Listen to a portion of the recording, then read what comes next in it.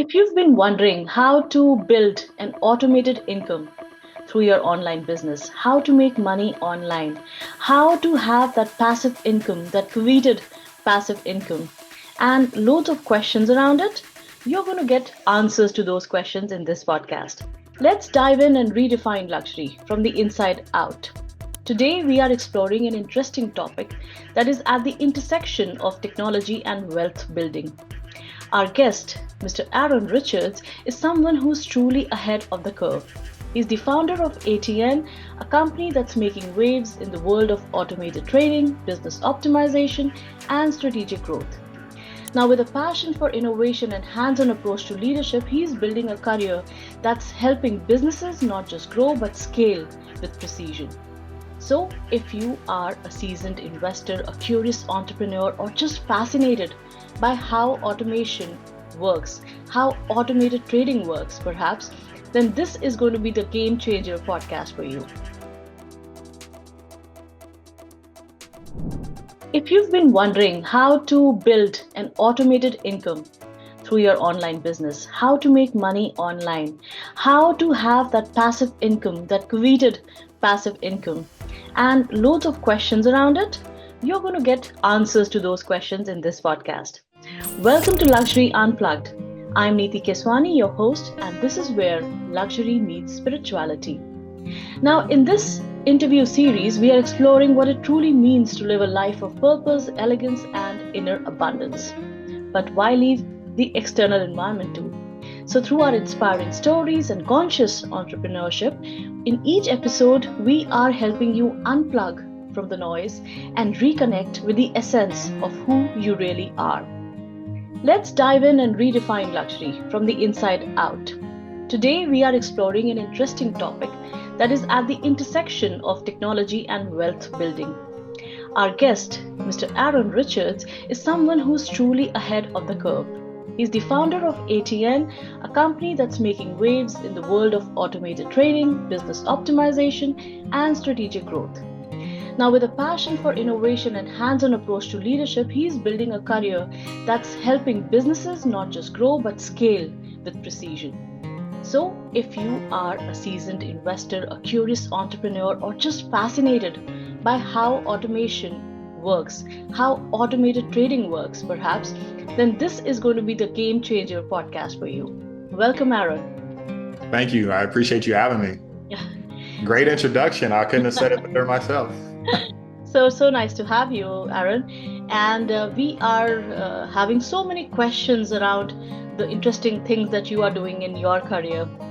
So, to start off, I mean, you talk about having a passive income, a steady, stable passive income. How did you sort of start making that, first of all? How did you venture into automated investing, per se?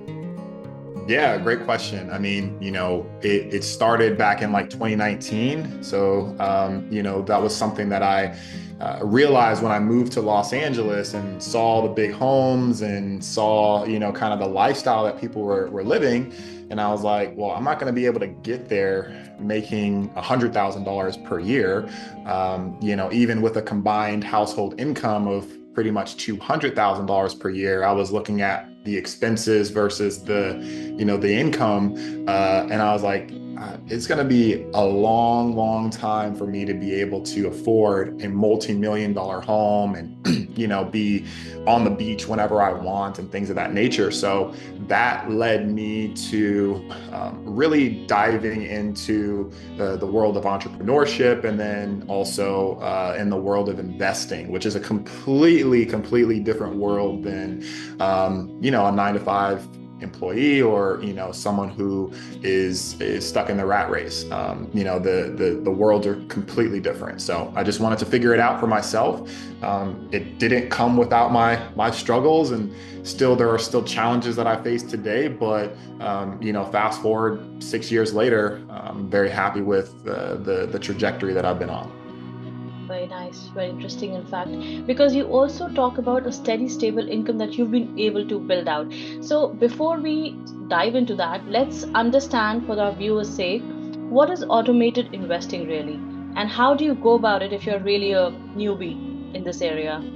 Yeah, for sure. Well, those are two great questions. So the first thing, I'll start with the second one. How do you go about it? Well, the first thing that you have to do is actually have investable income, right? Or the ability to have capital Mm-hmm. to risk with an investment.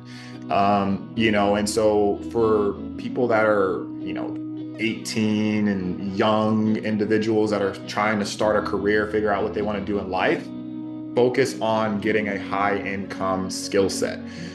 So for me, I have, this theory. It's called the three acquisitions of wealth. The first is, acquire knowledge. Then you want to acquire capital, and then you want to use that capital to acquire assets. And then you can kind of rinse, wash, and repeat.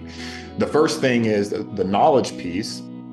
That goes into formal education, self-education, developing skill sets, understanding how you can use those skill sets to earn you money. And so, again, for the younger individuals that are looking to be able to invest, well, you need to start with having capital to invest.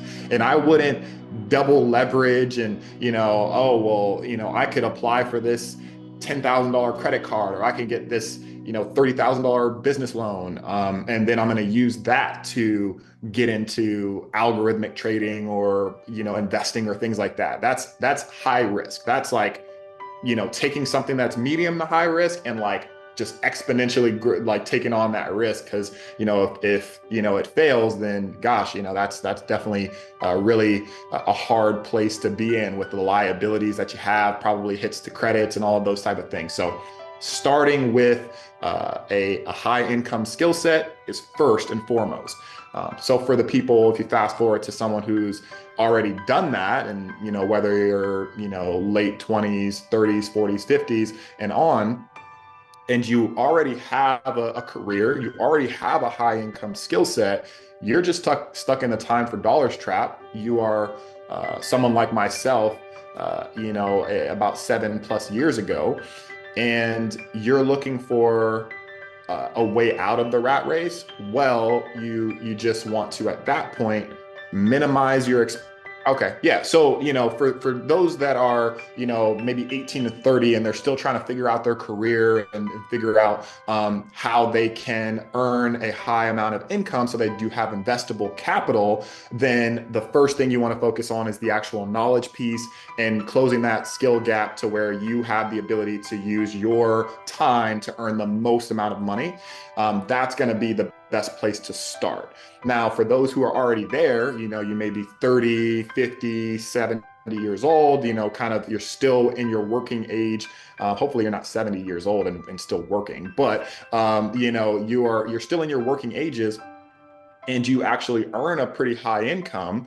Well, what you want to do at that point, or what you would consider at that point, is how is the makeup of your portfolio?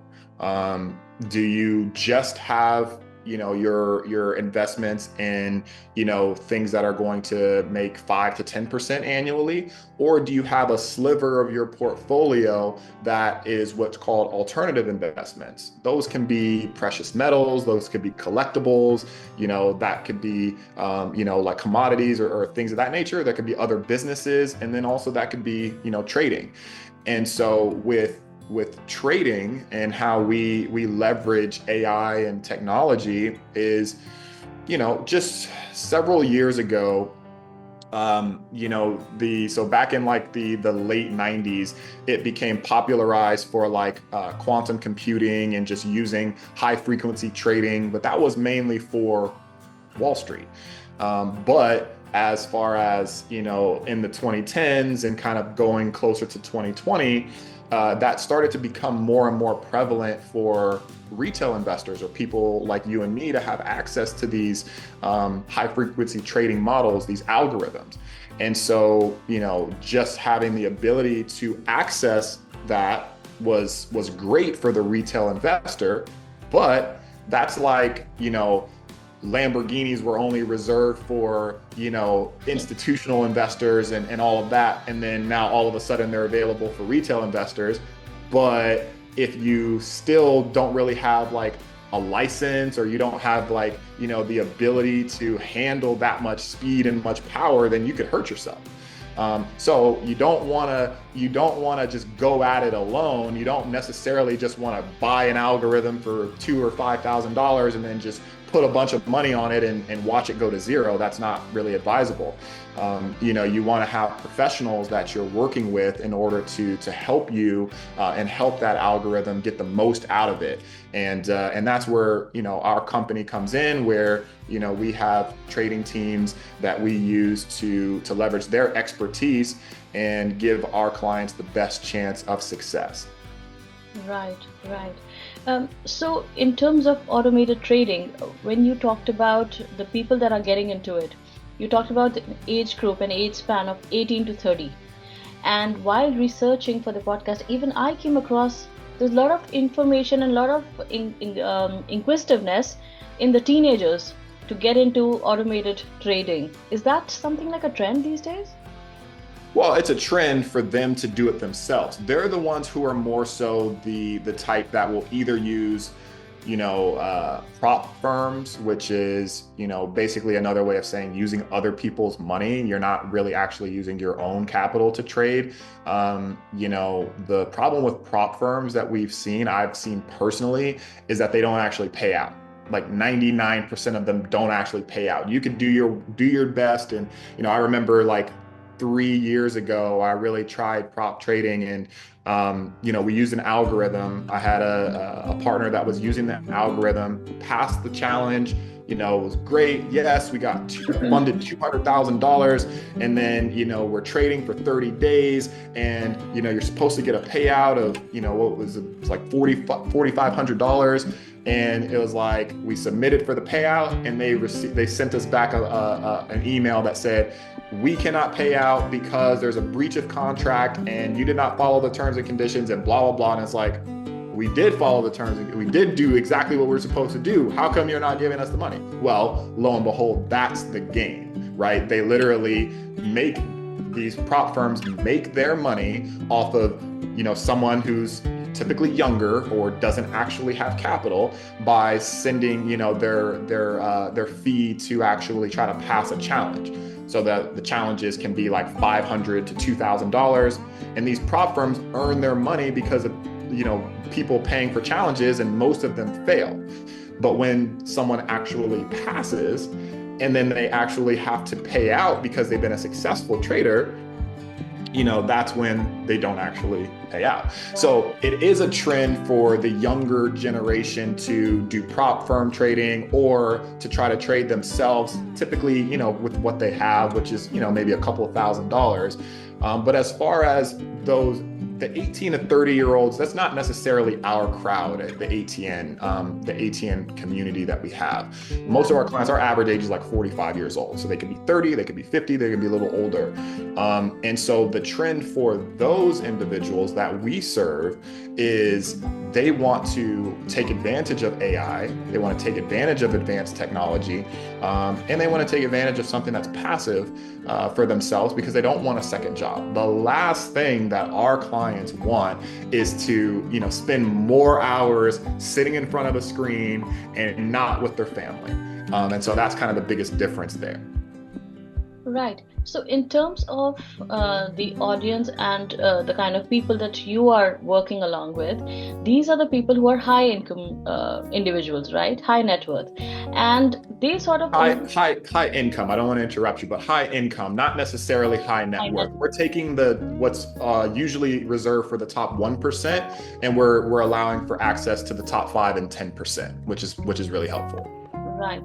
So in terms of high income group of people, there is still the risk that is there with AI and with kind of automated trading. So what kind of risk are we looking at if we go on an independent basis versus somebody like you? What is the kind of capacity that happens with you whenever we are going with you? What kind of risk mitigation happens in that case?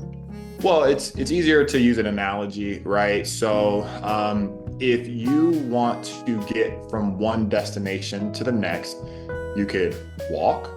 That would probably, depending on how far it is, it'd probably take a little while. Let's say you're trying to go from New York to Miami. You could walk there. That'll take a really long time, right? That's like trying to save your way to wealth. You could take a car there, that's a little bit faster. That's like trying to invest in, some things that are putting 5 to 10% annual returns. That's kind of that route. Or you could fly there. It's going to be a good amount faster. But of course, you have to have either a driver's license in order to show, that you are able to fly, whether a driver's license or a passport, or it's more expensive, or, there's more restrictions and things like that. Those are things that you have to consider when you're flying somewhere, but it's going to get you there faster. And that's AI, that's algorithmic trading, that's alternative investments. And so with what we do is, instead of you wanting to fly and, someone giving you, access to fly a plane by yourself, we actually give you access to something like, what we consider Delta Airlines or American Airlines, or take your pick. And now you are sitting in first class and you're getting from New York to Miami very comfortably. And that's something that we provide, right? You're not the one who's a pilot. You don't have to, go through years and years of training and, potentially simulations that are crashing and things like that. You don't have to go through all of those things that the pilots that we use in this example had to go through in order to still have the same benefit of getting to your destination faster. So for what we do, we are not the trading team. ATN is not the trading team. We're the go-between. We're the consultants, right? We provide a level of access. So you can consider us in a way like, we're the airline, right? The airline is not the pilot. The airline is the company. And so we have pilots that we consult with, or that contract with us in order to get you from destination to destination. So it's allowing for the professionals to do most of the work, while you are able to just sit back and enjoy the ride. So is it coming with, like, let's say you invest this particular amount of money with us and we are going to be guaranteeing a certain kind of a thing, or are we talking about on a long-term basis that this is how we are going to suggest and you will make the final decision? How do you really work? Yeah, great question. So whenever anyone throws out the word guarantee, I kind of cringe and shudder a little bit, because I thought that. no, you're asking great questions, and that's what, I just want to make it, known to everybody, in your audience that may be listening here, is nothing in life is guaranteed except for, I can be grim and just say death and taxes, right? It's those are guaranteed, right? You're going to die someday and you are going to absolutely have to pay your fair share in taxes. And so those are the things that are guaranteed. In finance and investing, there's nothing that's guaranteed. Let me think, right? Let me think. There are some insurance companies that do offer guaranteed minimums. There's some other small things that, but those are the ones when there's a guarantee, like an annuity or something along those lines, it's going to be 5%, or like I mentioned, no more than 10% for the year.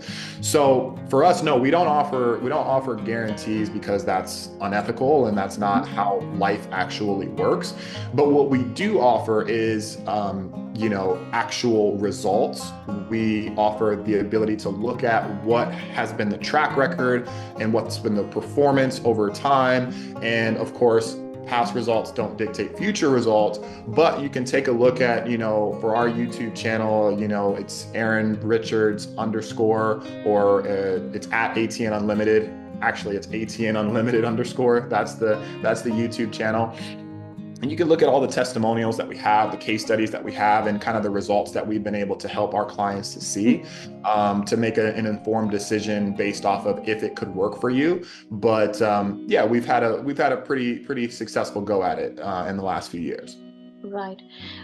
So Aaron, let's get to some basics over here. When we talk about your online income, which is widely written over in your websites also, that you talk about $25,000 per month, kind of an online income through automated trading. So what are some of the key habits or routines that might help other people as well to help scale their online income in this fashion? Yeah, as I mentioned, right, the first thing that has to happen is, the ability to have income or capital to invest. And you call that risk capital, right? Right. Money that you could afford to lose. Nobody wants to lose it, but you can afford to lose it and not, be, asking your parents to live with them if they're still with us, or, having to, take out a second mortgage or something like that to survive. It's you want to have the ability to actually invest properly. And so for me, making more than $25,000 per month passively, it just is a matter of how much or how much capital I have allocated into my funds or into my brokerage account. So, what we've seen historically has been kind of around between 3 and 5+%, or on a monthly basis, or more importantly, looking at on a yearly basis, between 30 and 50 or so% on a yearly basis. And now you can kind of do the math on what that looks like. And, the more capital that you have available to put in, then, those numbers get inflated as far as how much you're earning on a monthly basis. But it just matters what someone is able to start with, what their risk capital looks like, and things of that nature. So I would just advise someone to have capital available that is not something that they will need in the very near future. That it's similar to how you would think of, putting capital for retirement or something along those lines. It's something that, is for the future you, and not for, we're not talking about tomorrow you, we're talking about maybe several months to a few years down the line. Right, right. So in terms of that, my question would be about the kind of mistakes people generally make when they're trying to automate their income or their online income. Whenever they're trying to run after money, how to make it online, what sort of mistakes do they really, get into, and how can they really come out of it, or not get into it at all? To be Yeah, great question. So, I mean, trusting the wrong people is big. There's a lot of people out there that have not the best interest of their clients or the people that they're looking to serve. For me growing up, I'll just kind of go into a bit of the backstory, right? How I was raised was in a Christian household. We had a lot of values that was like do unto those as you would like to be done unto you. The golden rule, those type of things, were extremely important. Not, but of course they can be told to you, but you still have to embody them if that's what you really respect or value. And so I just, grew up with those values, and I had to learn for myself what it meant to, love your neighbor, and what it meant to be a good steward, and all of those different things. And so for me on that end, it's, just, is the person that you're working with transparent? Are they honest? What's their track record? Are they available? Can you speak to them? That's kind of on the piece of like, who are you going to work with? And so for most people that may be listening that have tried other things, they've maybe trusted the wrong person. And that's a big mistake. I used to work with a company that did Amazon automation. And before I worked with them, I had no idea about really about passive income other than real estate. Right? I had no idea about, different businesses that could help you to generate income without you having to be the main person to operate it. And with that, I was like mind blown. This was like 2020. I was like, wait, you could have an Amazon shop, and you can, have someone from the Philippines or India or whatever run it for you, and you can make profit. That sounds amazing. But the whole like aspect of when you start something and you have the expectations that it's going to be something, well, your expectations are up here and the delivery is all the way down here. That's going to be a majorly disappointing situation. So some intentions for people that, advertise on the internet, or you may hear word of mouth, some of their intentions are good. They just are not able to perform to the standard or to the expectations that you have. And then there's other people that literally have no intention of performing. They only want to be malicious in their intent and basically steal your money or scam you. And those are the types of situations that can really hurt families. Myself, I've experienced it. I lost $60,000+ in Amazon. I've lost, tens of thousands of dollars in Airbnb automation opportunities, tens of thousands of dollars in Shopify automation. I went into trucking, and that did not work out as well. So I've experienced those things, and I remember as well, there was someone that ended up working, being a client of ATN, and he actually invested into a trucking automation program. He spent $150,000 on a trucking program that was supposed to give him a truck and have these already pre-built routes for him, and it was supposed to make $5,000 to $10,000 per month. And after about 4 or 5 months, he was making an average of $0 per month. Why was it an average, right? Well, he would make 1 month, it would be negative $1,000. He actually owe money. And the next month it would be like $100 or a couple $100, but way far off than the expectation. Not only do you have trust for the individual, but you're also able to look at track record and see some historical success of it actually working for other people that are similar to you. And then also not going in, with multiple 6 figures, if that's kind of all the investable capital that you have. You want to kind of slow play it and give yourself the opportunity to, protect yourself. So those are things that, I would look out for. Right. Okay, so coming back to automated trading, now this versus the manual trading, why or why not? Which one should you really opt for?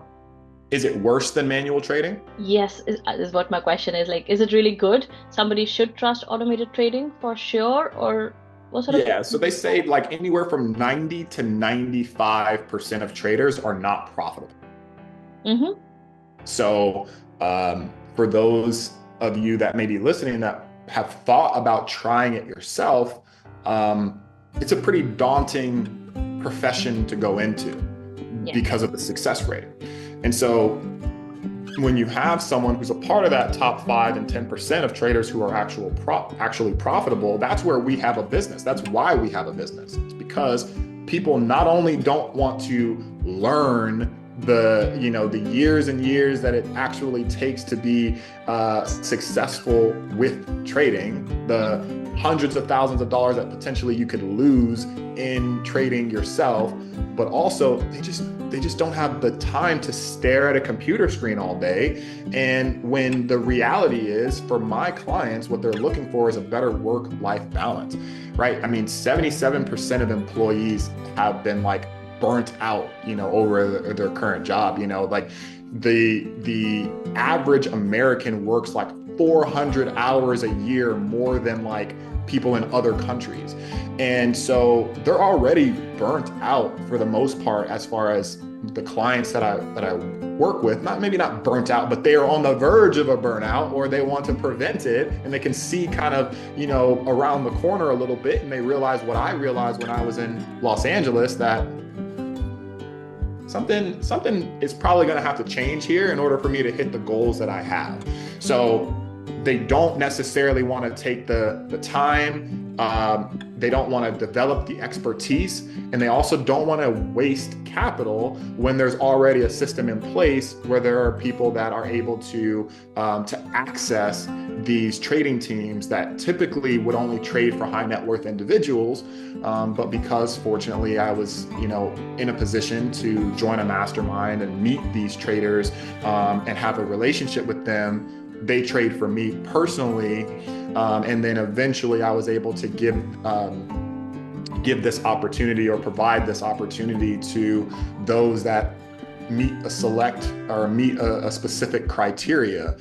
So that's a reason why you wouldn't necessarily want to trade yourself. The odds are not exactly in your favor. And also, most of the clients that I work with, their goal is not to replace their current job with another job. It's to, be in a position to where they can spend more time with the people that they care about.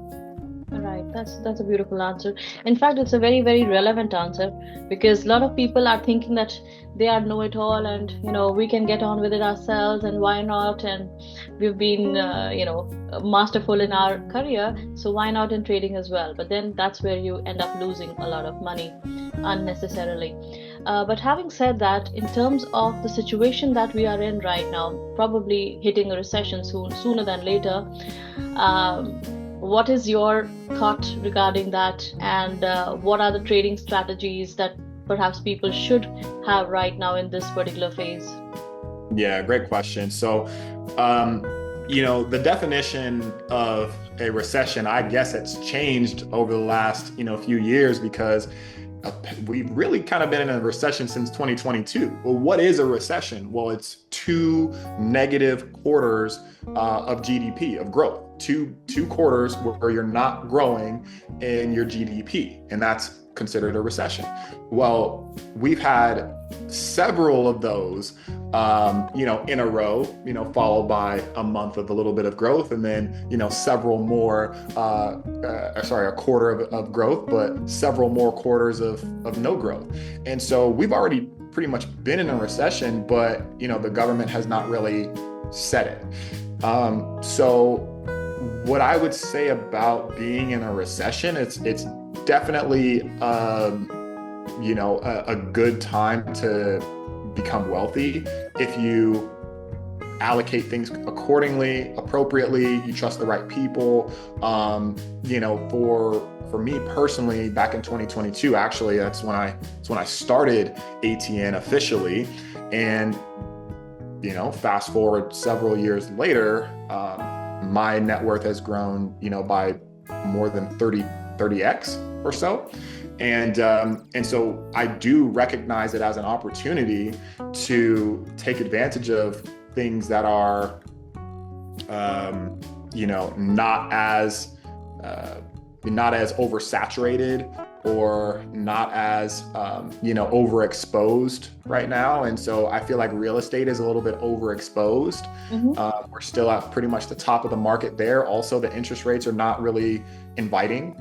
So that's not really great. And then, earlier this year, as we've experienced all of these tariffs and all of these, executive orders, we've seen the stocks kind of go in and out, people's retirement drastically affected and things of that nature. And so it's just a matter of diversification, right? There's no one size fits all answer and solution for everyone. And that's why ATN is not the one strategy that's going to take over the world or what have you. It just allows for you to have a portfolio and have a sliver of that portfolio of using ATN's connections and be able to help to boost your overall growth of your portfolio. That's what we look at. Diversification is key. So there's this thing, it's called, I've talked about it before, the modern portfolio theory. And what you want is diversification, right? Now, the only time diversification doesn't really work or help is in a market, when there's a market risk or a systemic risk. And that's kind of what the tariffs are. There's it's a global geopolitical impact. And that does suck. But if you are hedged and you have some uncorrelated assets and things like that, that can be helpful, right? Commodities typically do really well when there's inflation, going on, and there's other things that you want to focus on, buying or acquiring when you're in a recession. Different businesses and different things of that nature can be really profitable if you can buy them on a discounted basis and then be able to operate them in that regard. So overall, you want to have plenty of eggs in different baskets, and you don't just want to be like, all right, I'm going to put my money under a mattress and pray, for the next 30 years. But you also don't want to put, all your money in a casino and, bet on black. You want to do a mixed approach, and that's going to allow for you to have the proper diversified, hedged, and uncorrelated portfolio that you can have for success. Right, right. that just draws me to another question, which is about AI. Now, you are talking about automated trading. So, how do you see, AI dominating trading in the future, in the recent years that are going to just pop up possibly earlier than later now? Yeah. Well, it's very interesting because as I mentioned, kind of the 90s was when automated trading actually became a thing where, you started to use computer generated algorithms in order to pick the best positions. And as we progressed decade over decade, more and more traders are using algorithms to execute their trades, right? It's more prevalent on Wall Street, as I mentioned, and it's more prevalent in everyday homes of traders themselves. And so the use of algorithms is not going to stop. They're just going to continue to improve in their efficiency. And so it's really just a matter of a race to finding the strongest performing algorithms with the strongest performing teams to manage and tweak those algorithms. The same way as I would use the Ferrari example, where you don't just get a Ferrari and then just drive it with no issues and just never have to take it in for maintenance. No, you're going to consistently, probably even more than a Honda, you're going to need to bring it in to get maintained and optimized and tweaked and adjusted and make sure that things are firing properly, because it's a very powerful machine. The same way with an algorithm. It's a very powerful machine and has the ability to create wealth and also has the ability to take wealth. And so you just want to know that with algorithms, as powerful and as amazing as they can be equally as damaging. So having the right team, having the right individuals helping to maintain its optimism, or optimization rather, is going to be the best part. And so I see AI and algorithmic trading continue to be the focus and the forefront of the trading industry, the finance industry. And I don't see it going anywhere. It's just going to get better and better. And there's going to be more and more reliance on algorithmic trading across the board. Interesting. Very interesting. We're already seeing spurts of that in our day-to-day lives, but obviously, with the way AI is getting into every area possible nowadays, I think it's going to be sooner than later that we are going to be solely, getting into AI-related trading as well, fully. Yeah, right now it's between 60 and 80% of trading volume overall gets derived from algorithmic trading. But here's the real stat. So institutional traders, so like hedge funds and banks, they use algorithms for, I don't want to make you guess. I would like to hear you guess a number. Let's hear it. What do you think? What percentage of institutional traders do you believe trade using algorithms? Maybe about 35% to 40%. Double. Double. 80%. Uh-huh. 80% of hedge funds and banks use algorithms, whereas it's much lower with retail. It's only between 10 and 20%. So that gap is going to continue to do this, right? And it's going to continue to, the retail investors are going to start to realize the power of algorithms and using them to their advantage. But that's one of the things for us, where we're early adopters. The trading teams that we use are essentially pioneers on the retail side of things, and that's been to our advantage. Right, absolutely. And I think your background in terms of coming from a pastor's family also plays a big role in the kind of community that you're building. Is that a Yeah, fair thing to say? I mean, the yeah. kind of values that you might have inculcated growing up in that kind of a background? Well, yeah, 100%. And I didn't really know this because I was in the children's ministry running around trying to get people to, like just enjoy themselves and not take life too seriously. But, that was kind of my charge. I was a class clown or just somebody who liked to have a good time. But in the actual sanctuary, in the actual church, my dad, my parents were teaching obviously, of course, the good news, the gospel, and about Jesus and all of those things. But they were also teaching financial literacy. They were also talking about being proper stewards of the capital that God entrusted them with. And so it was actually, church is kind of like a business, right? Mhm. And, you do need to have money coming in order to sustain the operations. And that's oftentimes with tithes and offering and things of that nature. But with any business, one of the lifelines of a business is LTV, or lifetime value. It's, is each of your people, are they worth $1 or are they worth $2? Are they worth $2 or are they worth $10? Right. And now, obviously, everybody's value, they're not valued based off of how much they earn or how much they give or things of that nature. But just so we're in the right, realm here, it will help everyone the more financially literate an individual actually is. And so, for example, what my parents would also like help and counsel on was being the most valuable you can be in the marketplace. So that would be making sure that you were prepared for job interviews or promotions. You had the right attire. So if you needed clothes for an interview, our church provided clothes for interviews with donations and things of that nature. If you needed, training for an interview or career counseling, our church was able to provide that. If you needed help in terms of, I don't have enough money for a true financial advisor, but could you give some insight into, what my priorities should be? And a priority for the church was always to clear out as much debt as possible, is to limit your expenses as much as possible and increase your income as much as possible. So now you're in a position to where you can put your kids in better schools.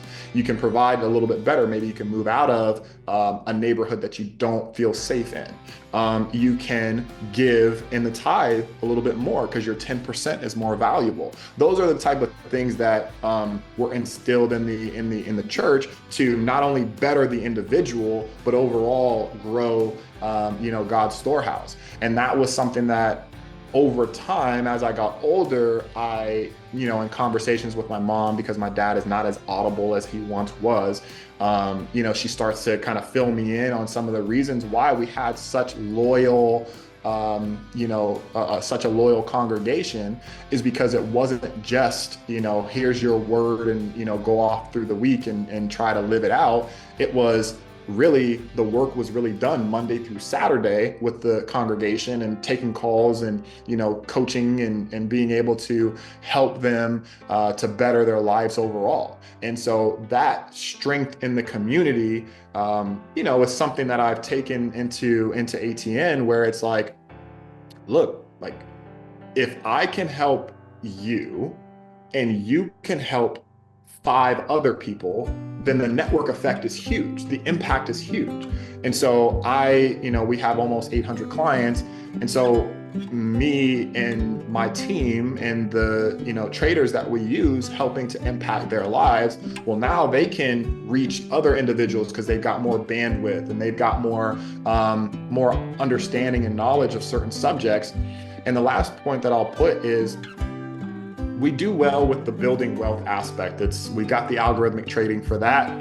There's the strategies that we use to help to build the wealth that they've already established through a high income, through, savings and things like that. But the other piece is the preservation of wealth, right? What good is making it all if you can't keep it? And that's why we have professionals in the tax space, in the estate planning space, and being able to provide investment advisors and give them access to my personal wealth manager. Those are the kind of things that we really value. And the last piece is the kind of the ability to have the next generation rise up with the same amount of literacy, if not even more. And so being able to provide access to individuals who teach family financial literacy so that everybody has that level of understanding and can use it to their advantage. So 100%, coming from the church background, but specifically the way that my parents ran their church, was really instrumental in me being able to build the community that we built. I think this episode has become the cusp of luxury blending with spirituality with your kind of background and the kind of work that you're doing. I'm so happy to interview you. It's just been so impactful listening to you, because it's about not only the pivotal moments that we've talked about from your life, but also about bringing those values from church or from spirituality and then inculcating those in your day-to-day life, because that's really missing, and probably that is the message that I really want to broadcast through this channel, that it all goes hand in hand. And yes, we have, I guess, served the purpose through this episode. Yeah. So yeah, thank you very much for being a guest. 100%. I appreciate the time, and I'm excited to be in front of your audience, and hopefully we'll do this again in the future. Absolutely. I think we can do some mini episodes in the future. Thanks. All right. Thank you so much.